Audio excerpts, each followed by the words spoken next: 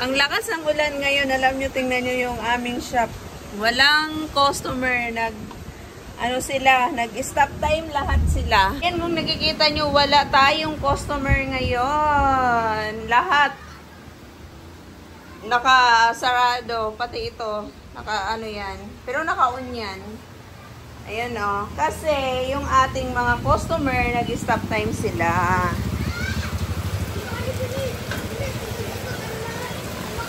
Ayun sila, oh.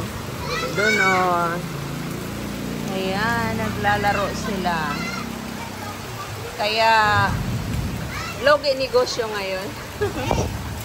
Tumigil na yung ulan, pero wala pa rin mga customer. Di pa rin sila nagbalikan. Kaya pinatay ko muna yung mga computer para hindi magastos sa kuryente.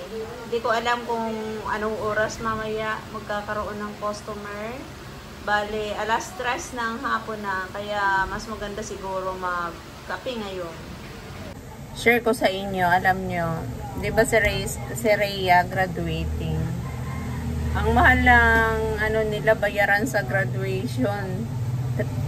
3,500 yung sa Tugay yata. Basta bale, 7,000 lahat yung bayaran nila sa graduation.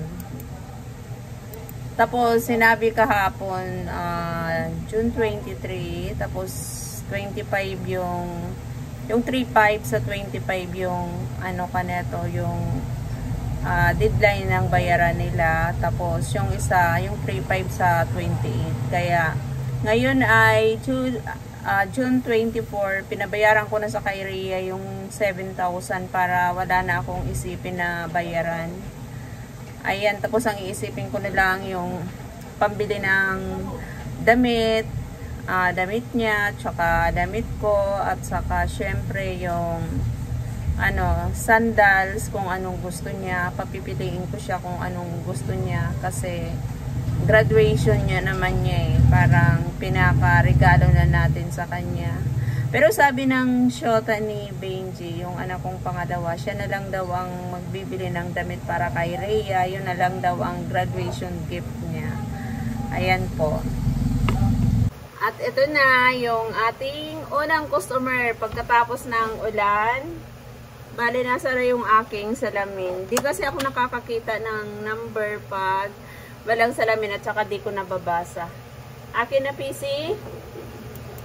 PC1 ka. Natatakot siya sa camera. Ayan. Yan ang unang customer natin. Ayan, laging nakabantayan dyan sa tindahan. Isang stick lang.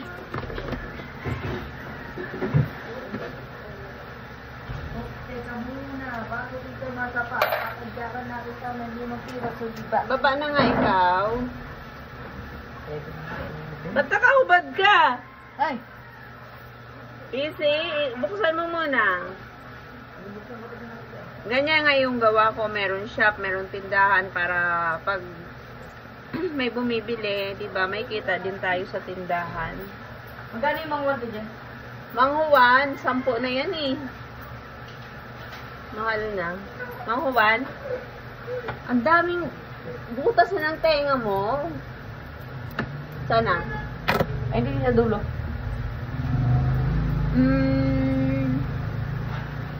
Asan? Dito.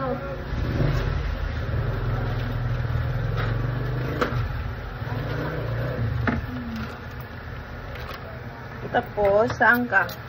13 ako, 13. Sa PC?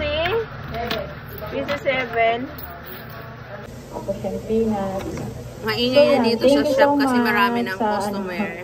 Bigay niya. Nanonood ako ng video ni Sis Pinay Live. Yung sinalang ko na yung maraming dumating na blessing. Yung binibake. Kumakain din ako ng bigay sa akin galing sa Bicol.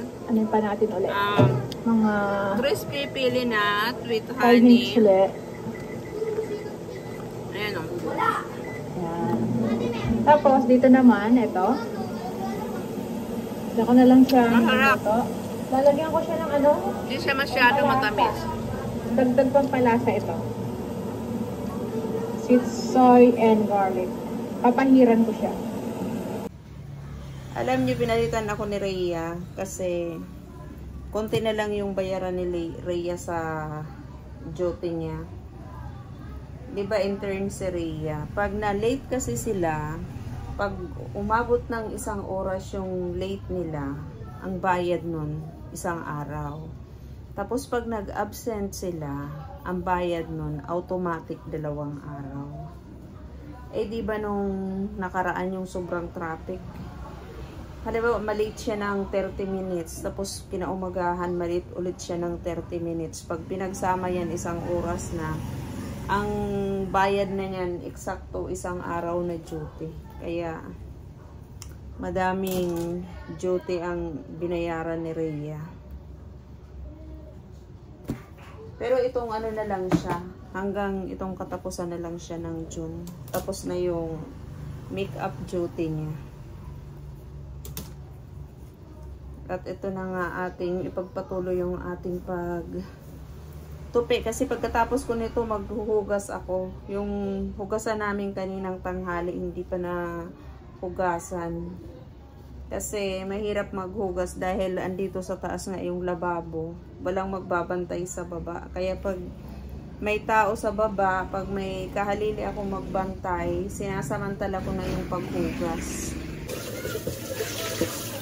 At dito na nga tayo, naghuhugas na naman tayo ng ating pinagkainan kaninang tanghali. Alas 5 na, ngayon lang ako nakapaghugas. Ganun talaga ang buhay. Ang daming mga obligasyon na dapat gawin. Alam nyo, yung paupahan namin, meron nang nakakuha dun sa na bakante. Tapos meron naman na bakante, ganun.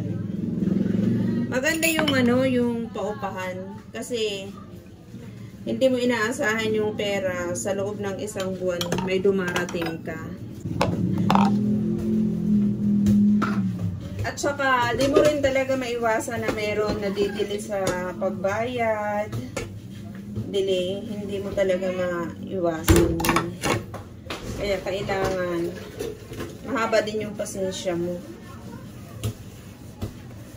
Kasi hindi naman lahat ng oras sila yung sagana. Minsan talaga nagigipit sila.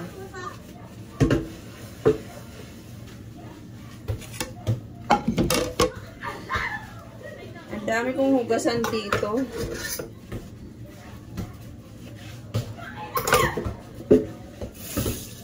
Parang naghalo-halo yata to, yung umaga pa, yung sa almusal yata hanggang ngayon. Hanggang sa merienda, sama-sama na.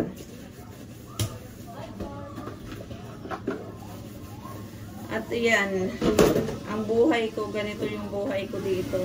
Kahit andito lang tayo sa Pinas, basta maging masinop lang tayo, maging masipag lang tayo, hindi tayo magugutom. Sipag lang talaga, at saka kailangan lagi tayong may goal sa buhay. Ayan lang po, sa lahat po ng mga nanonood, sa lahat po ng mga nag-subscribe sa channel namin, maraming salamat po sa inyong lahat. Salamat po.